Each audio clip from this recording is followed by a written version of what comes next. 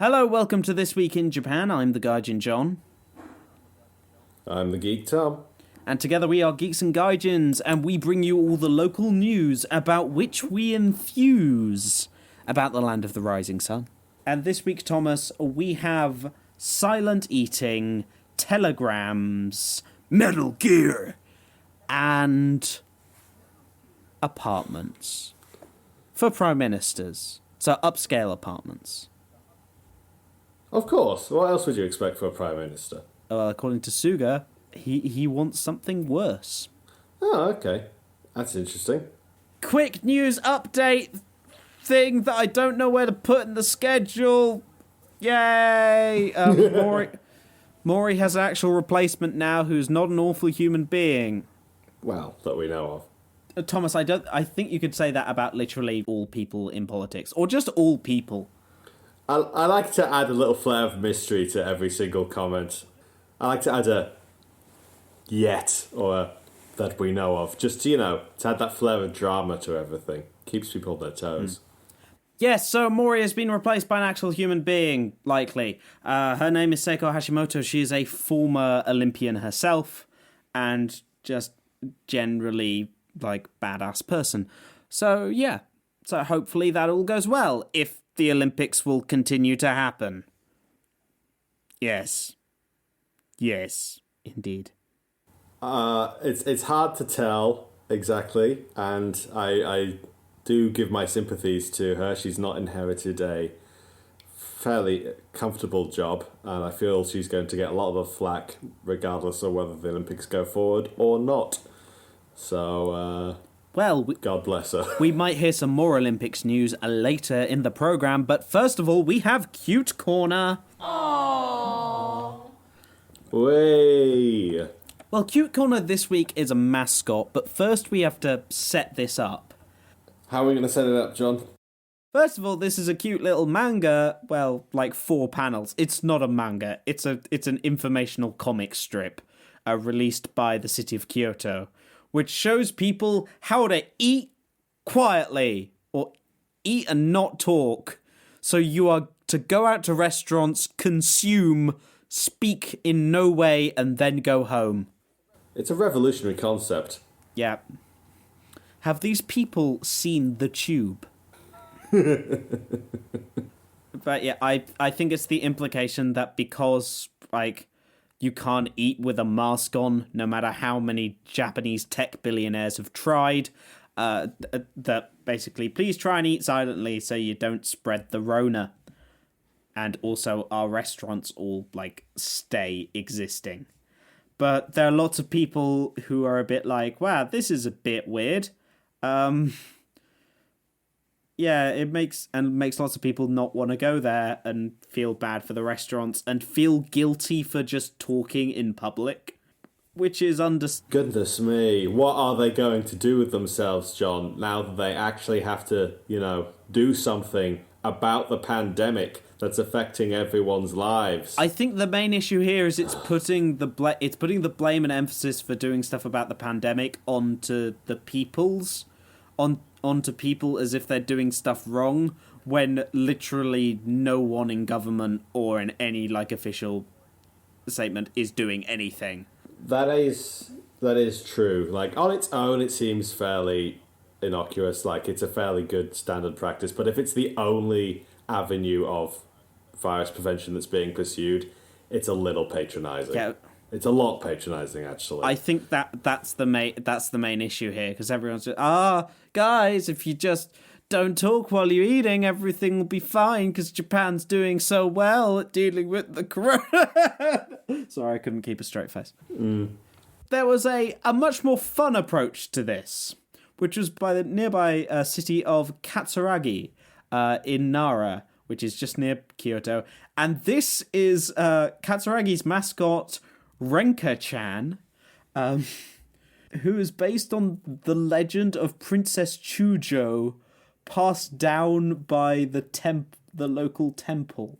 It's basically a traditional looking Japanese looking princess mascot. However, this setup, she is in big posters, some of which include just the phrase in English. Don't talk. Eat. Yeah, no, I'm looking at it, and I think you're not giving the full story of what this poster looks like, because true, it has in English "don't talk," full stop, eat, exclamation mark, but that is in front of an image of this princess wielding nunchucks in front of a background of fire.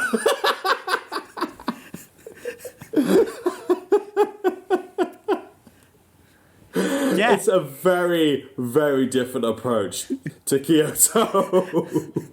Which is, Kyoto's all like, please, follow these instructions. And Nara's going, you will obey or I will break your kneecaps. So, one, these posters are full Japan's feeling of graphic design is my passion. I don't want to insult you, Thomas, but I feel like your thumbnails for our podcast are better than these posters. And I know that's not saying much, but like, it's like block font. It's just so strange. I can guarantee you, after my many years of studying graphic design, I have nothing on the Japanese. Well, this is a pun, apparently, for those not familiar with old kung fu movies, on Bruce Lee's line. Don't think. Feel. So that's why the princess has nunchucks. Oh, I thought she had nunchucks because they would be very useful as chopsticks. Maybe so. Someone must have, like, made those. That'd be awful, but yeah.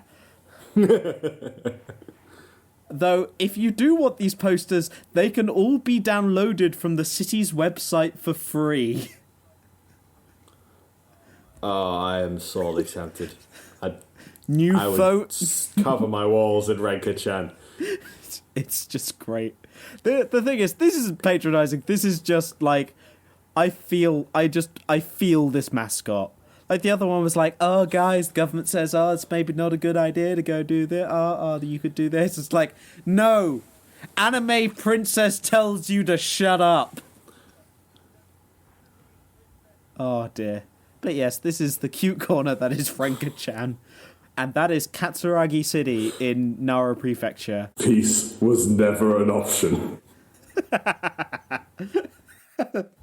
Okay, but now it's time for Crime Corner, which does not include the crime that might occur when Renka-chan comes to break your kneecaps. That would be a crime. Renka-chan is welcome to break my kneecaps. Renka-chan is the law! Thank you, Renka-chan. Now, it's down to crime, down to brass taxes. Well, crime. This isn't taxes, this is theft. I want you to tell me what you think immediately when I tell you about this title, which is, from the Tokyo Police, man used telegram to order boy to rob convenience store.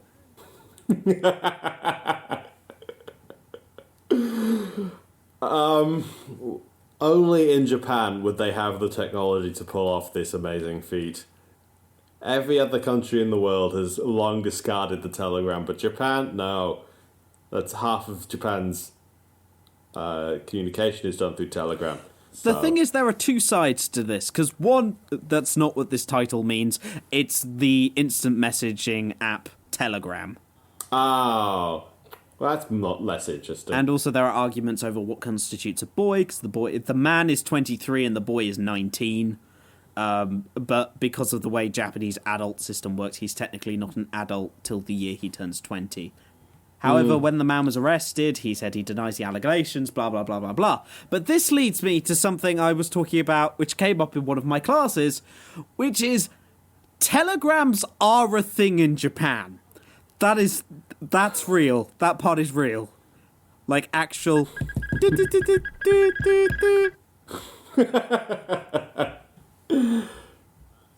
So I was right.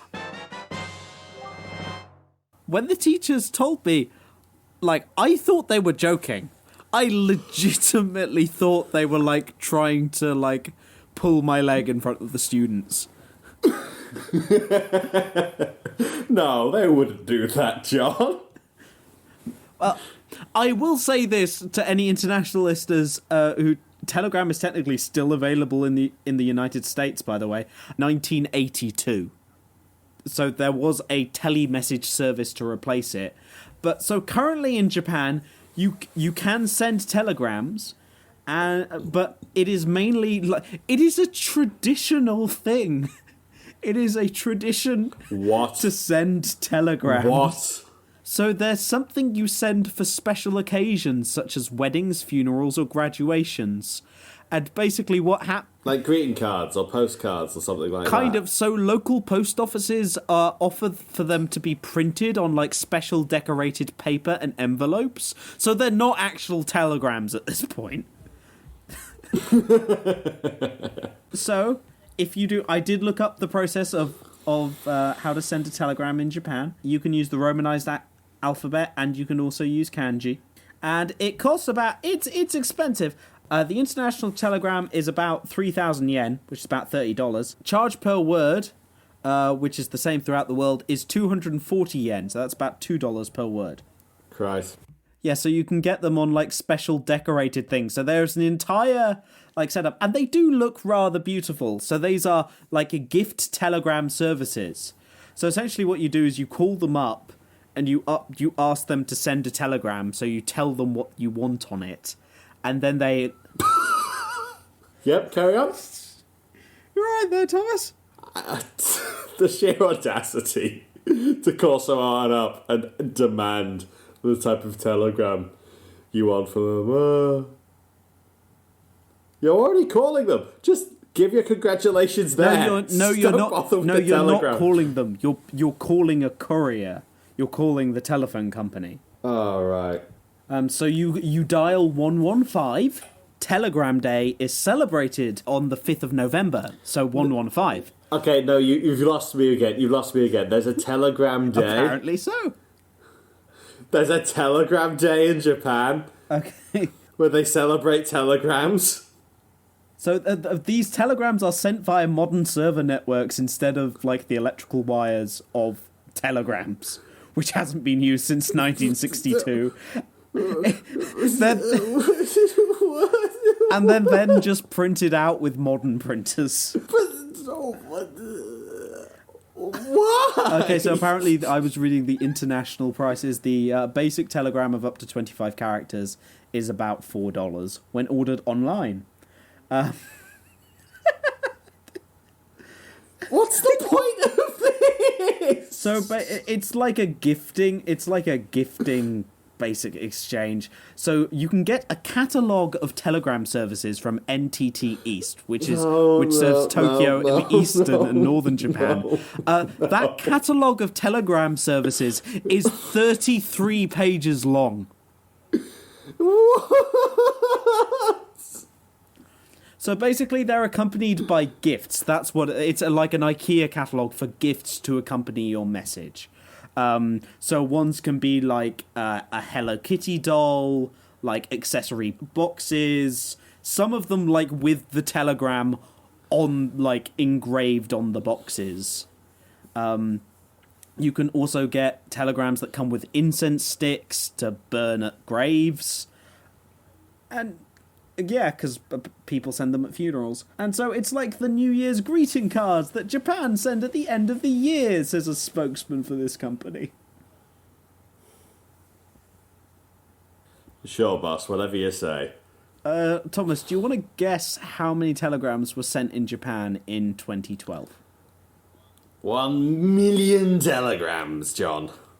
Times that by 10. Why? Yes, so over 10 million telegrams were sent in 2012.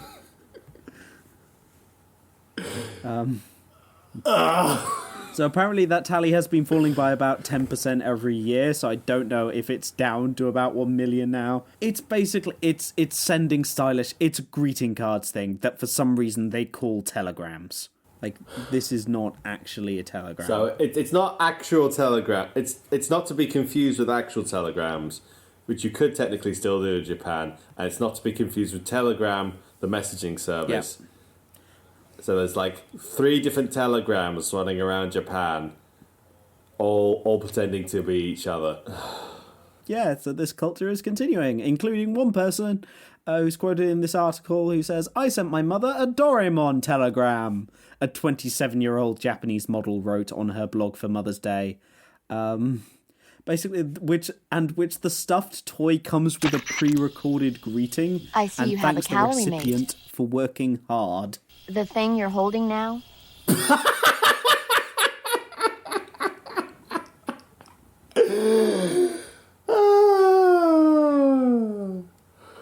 Good job, Mom. Keep up the good work.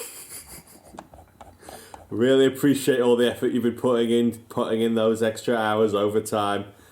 Keep this up and you'll be in for a bonus by the end of next year.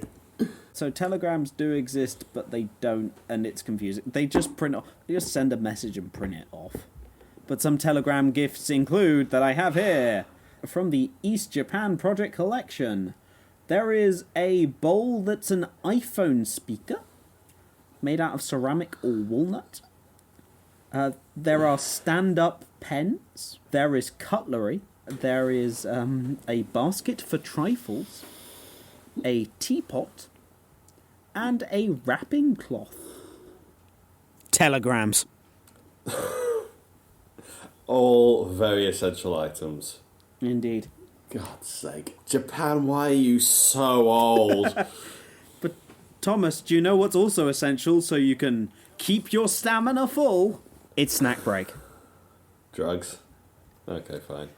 This week's snack break, I've actually already posted on the Instagram at @TheGaijin, because I'm a video game nerd.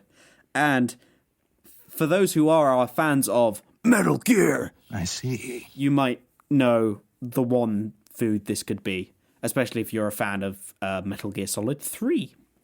And that is Calorie Mate. Calorie mate. Which is not just the fat guy who encourages you to eat a lot. That's me. I'm in this picture. I don't like it. It's basically famous for being outside Japan for being in video games. And it has a very iconic, like, yellow packaging. And also it has, like, English on the outside as well. Like, there's one side entirely in English. A brief history of Calorie Mate.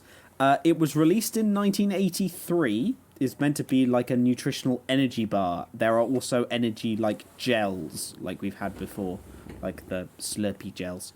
And so they look a bit like shortbread, and there are multiple flavors. Oh, the little block that looks like a cookie?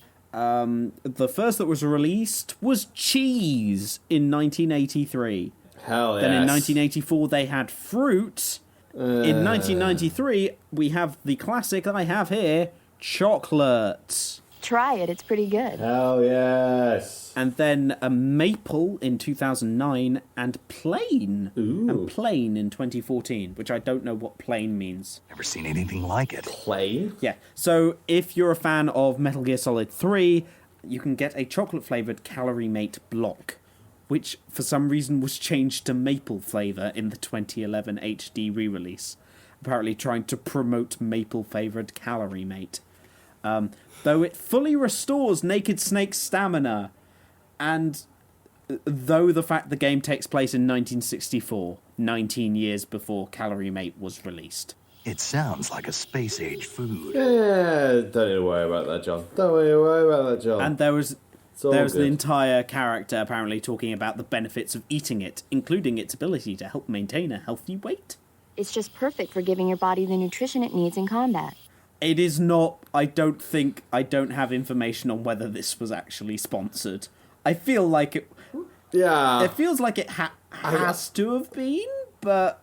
It's easy and quick to eat, so it's perfect when you're running late for an important mission in the morning. You honestly can't tell with Kojima games whether he just really, really likes Monster Energy or they actually paid him first. Yeah, so it's half of it of whether they're just paid or whether it's just like a running joke. Yeah, its yellow box is iconic. And its English side I will now read. Ooh, good. Balanced food, Calorie Mate, block. Calorie Mate block contains a nutritionally balanced source of the energy needed for daily activities.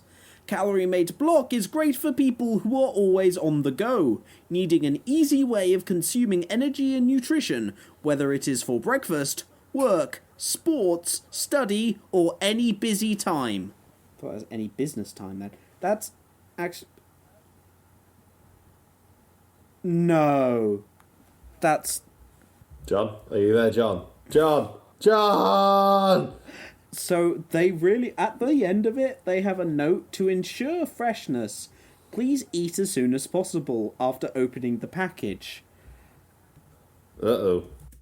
However, John. the ensure they have is the one beginning with an I.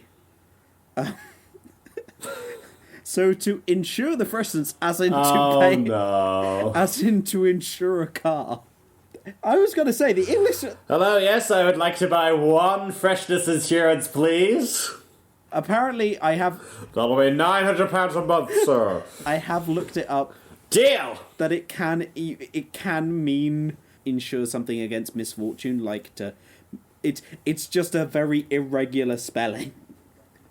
But yeah, so... It's fine, you got the gist of it. Yeah, no, its English is actually really, really good, to be honest. But no, I'm going to open it.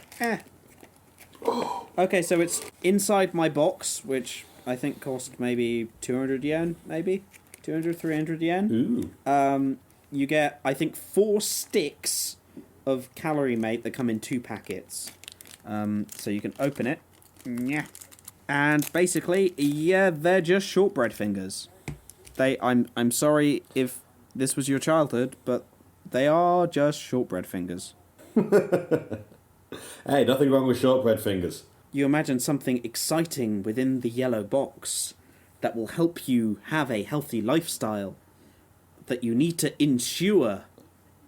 It looks quite bulky and a little... I don't know how to put this. Fake. It looks like a prop for a shortbread. Yeah, it does a bit. The thing is, on the outside, it says best before the 11th of 2021. And I feel, it feels like the kind of thing that I could leave this for like several decades and it'll probably still be fine. That shortbread biscuit will outlast the cockroaches, don't you worry, Sean. It feels like the Japanese equivalent of a Twinkie. Yeah. But does it taste like the Japanese equivalent of a Twinkie, John? Let's find out. Indeed. I'm getting a chocolatey smell because it's chocolate flavoured. Oh! Itadakimasu. God, that's dry. Oh. Oh my. Has it refilled your stamina yet, John? Christ, it's taking it away. So first, it's not actually very sweet. Oh. It's just fine. It's chocolate flavoured, which you get. But an issue with that is that it looks like a shortbread biscuit. And what most shortbread biscuits do, if they aren't really sweet, is they're really buttery and they're really moist, despite being short. This feels like it has no butter in it whatsoever. So it just, as soon as I bit into it, it like sucked all the moisture from my mouth. Lovely. And the inside is like crumbly, but in like a crumbly that turns to powder, not a crumbly that like makes biscuit crumbs. Oh, no. And the chocolate flavour is a bit like that of cocoa powder. You imagine, this feels like a recipe that someone did make in the 1980s and they haven't changed it since. Yeah. Yep, so one of these sticks is 100 calories. I might just finish this stick, but no. It's not... I will say, I have... Spoilers, I have eaten the maple-flavoured one before, and I think I've eaten the cheese one as well. And those were not as bad as this. The maple one was, like, relatively sweet, and it was just like a slightly sweet tasting shortbread. I don't remember the texture being so bad, so I don't know whether it's part of the whether it's just the flavour of the cocoa powder mixing with like it being so dry. I expected better, Calorie Mate. I feel like I'm talking to my mate Calorie. Once again, the Scottish do it better. It is growing on me. And I can imagine, like, if you were a child, like, if you're just a child and you got one of these, you'd, like, be, oh my god! And also, it's the kind of thing that will, like, it will fill you up. Because it's obviously just condensed stuff. What I do recommend, though, is that you don't get the chocolate flavour. Disappointing, really. Oh well, at least there's cheese. Though it is filled with vitamins and minerals and blah-de-blah-de-blah. So I'm afraid that snack was about as satisfying as Metal Gear Solid's ending. You seem to know a lot about Japan, don't you? Damn, we're just coming for Kojima today. I'll let him cry into his millions and millions of dollars. Into his autographed pillow that says Hideo Kojima. A Hideo Kojima pillow. By Hideo Kojima. Sound provided by Hideo Kojima. Oh dear. It's one of those things that's so dry, I'm going to have like bits of that in my mouth for the rest of the podcast. Yeah. Why is this so iconic? There must be Japanese people listening to this and going, why are you eating that It was in the video game. I love Japan.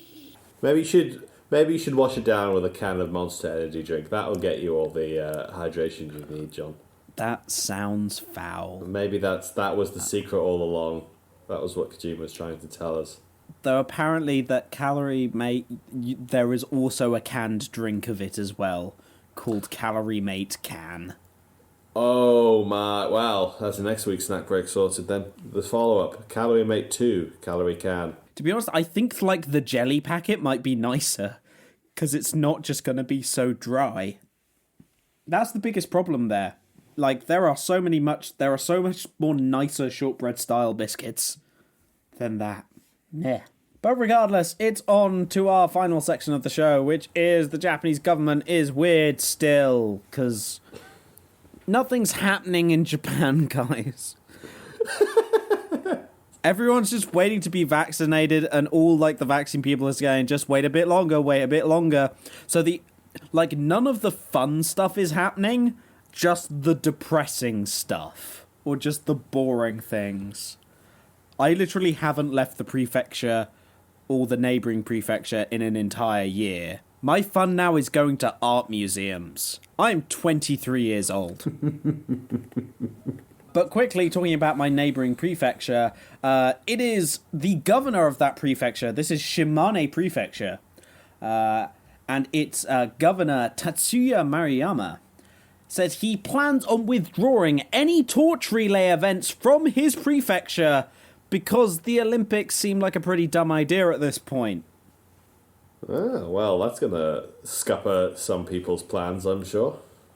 Sir, would you like to come on to the podcast? Because I assume you are listening, because we are the only source of true news for the anti-Olympics Japan resistance. How's your English? Our Japanese is awful, so it's going to be a very difficult interview. Hi.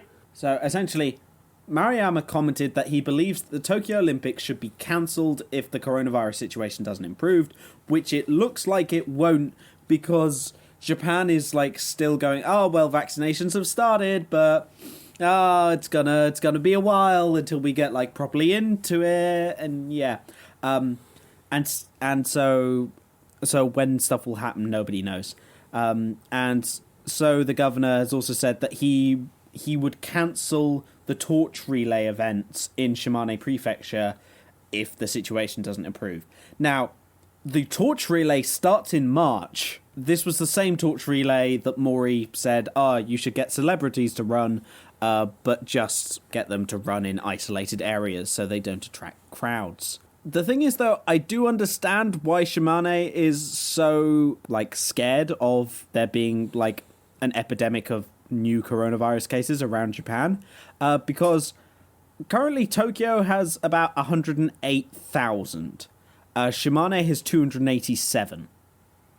Tottori, my prefecture, and Shimane, the two neighbouring prefectures, we are the two most isolated and least populated prefectures in Japan. And so I can understand that the idea that he doesn't want just people to come to Shimane from miles and miles around.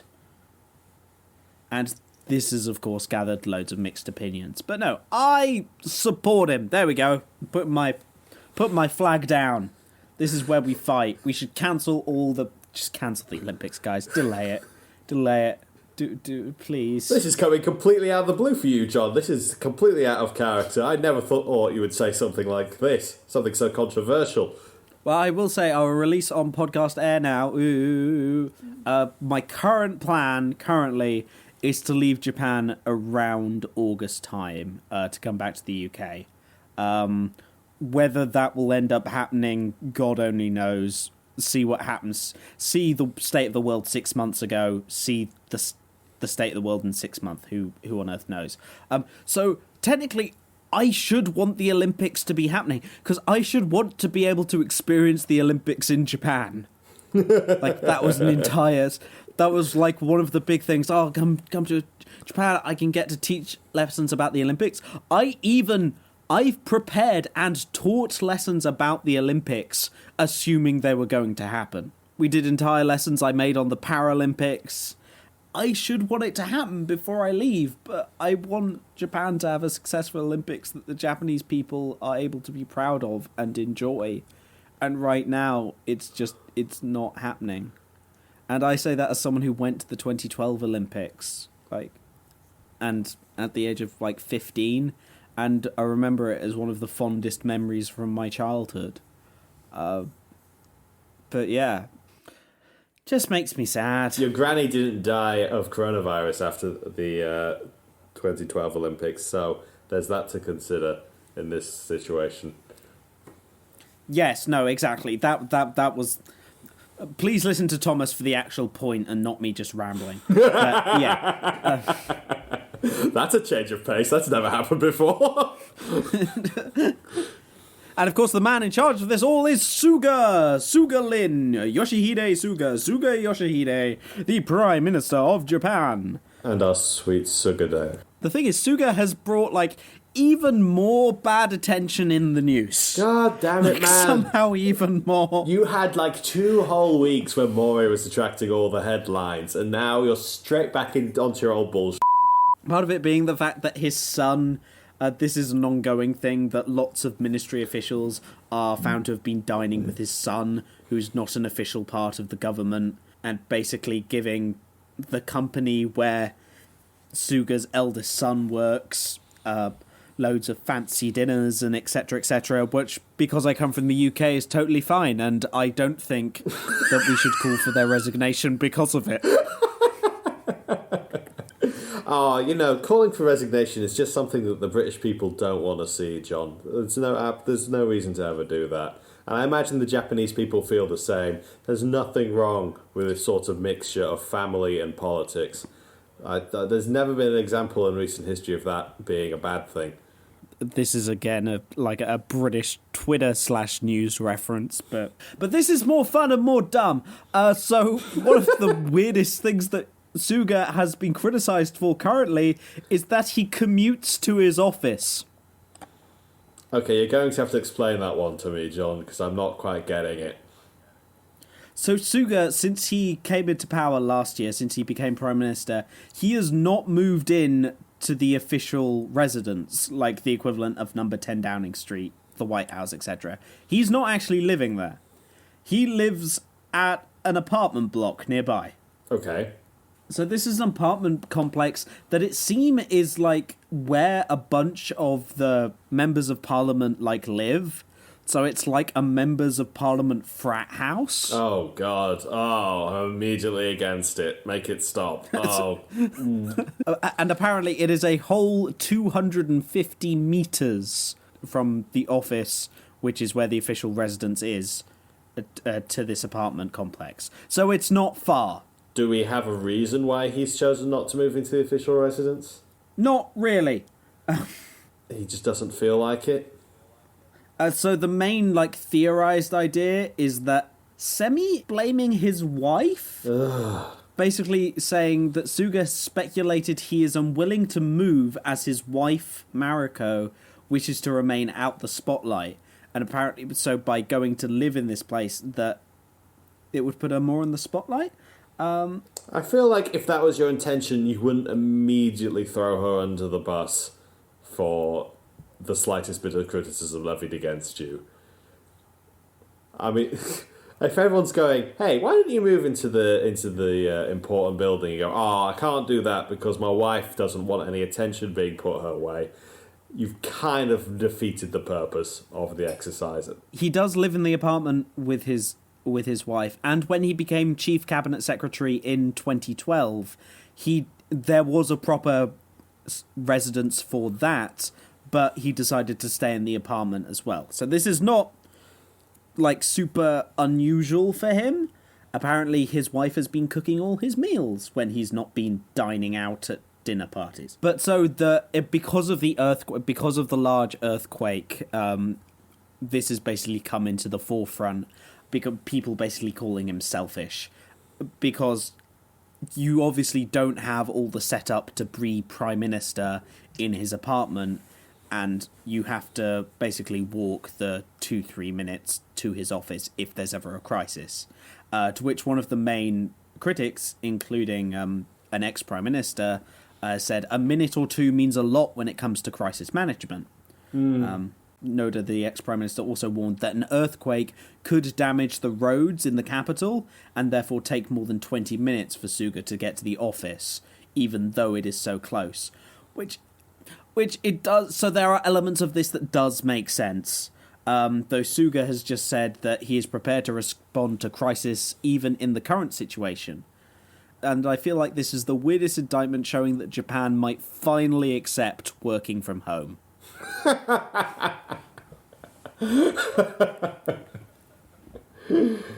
Oh dear. Is it bad that I'm now imagining Suga on an international G7 Zoom call with a cat, with a cat filter on? Neko janai. I am the Prime Minister of Japan. I'm not a cat. I can see that. They'll blame his wife again. So all he said is, just because I'm living in an apartment, it doesn't mean I cannot fulfill my responsibilities as Prime Minister. However, not many people are also talking about the residence itself, which has over 5,000 square meters of floor space. So I looked it up. It is about the equivalent, or maybe even bigger than the White House. What? Yeah, and it also has a resident physician when it's occupied, and even without anyone living there, for the fiscal year of 2020, so Abe obviously lived there for part of that, it has maintenance fees totaling 160 million yen. That's over $1.5 million. Is that place just constantly falling apart? No, I think it's just the amount. It will probably include staff and everything. Apparently he's used this official residence for when he's doing teleconferences or proper briefings. But yeah, it's just weird. That is one of the things I do like about the UK, is just no, what do you do when you're Prime Minister? You live in a Victorian building. Well, you're supposed to live in a Victorian building. You still have 3 different houses dotted around the country and 2 apartments in Europe. But Suga does as well. Suga does as well. Maybe not the apartments in Europe, but because they are all members of Parliament, or at least they're supposed to be. They do have houses and stuff in the places they represent. Oh, it is super modern, and it's so it might just be so the official residence might actually just. It's basically where he lives, and also the office as well. So I think parallels to the White House are much more equivalent, whereas Downing Street is much smaller. Downing Street is a private residence and partially office, whereas you have all the cabinet offices that surround Downing Street. Okay, so Downing Street is actually only about 1,000 meters square-ish, I think, because I could only find it in feet. So Downing Street is a fifth the size of the White House. And we are 50th the amount of the importance that we think we are. Oh. Clearly what we need is a bigger private residence for the Prime Minister, and that'll get us the importance we think we deserve. Political power is actually directly tied to the size of the place that the old leader lives in. Is that why we loved Elvis so much? He's the king, baby. That's all for us this week. It's been a bit of a strange podcast today, but thank you for listening. You can find us on all the good places that you can find podcasts. If you can't find us there, please email us, geeksandgaijins@gmail.com. You can, of course, find me on Twitter and Instagram @TheGaijinJohn or @JohnComby. And you can find us, Geeks and Gaijins, on Twitter and Facebook and generally everything else. If you have a complaint, probably send it to Twitter. Or if you have a question, probably Twitter. Thomas is on there a lot. Hello, it's me. Yes. Feel free to send questions to us soon, preferably whilst John is still in Japan, because I feel like he probably isn't going to have so much fun answering them once he's left the country. I will keep on answering them, though, because I've been living here for a long time. And also then, well, longer than you. Yeah. Longer than me, that's for sure. He's definitely been in Japan longer than I have, so he's more qualified to answer your questions. If you have been living in Japan for longer than me, please disregard that previous comment. We can also be found on our YouTube page, where Thomas also uploads everything and also has some rather lovely video essays as well about anime.